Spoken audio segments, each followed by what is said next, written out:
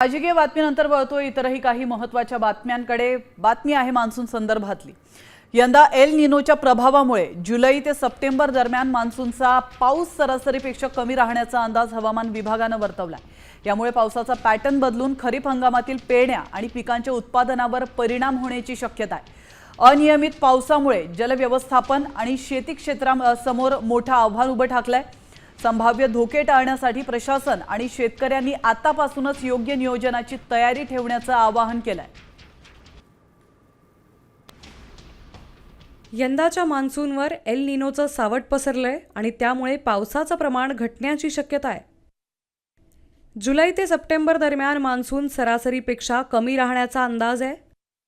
Pacific महासागरातील बदलांमुळे monsoon कमकुवत होण्याचेही संकेत आहेत। खरीप हंगामाच्या नियोजनावर याचे परिणाम होण्याची दाट शक्यता आहे।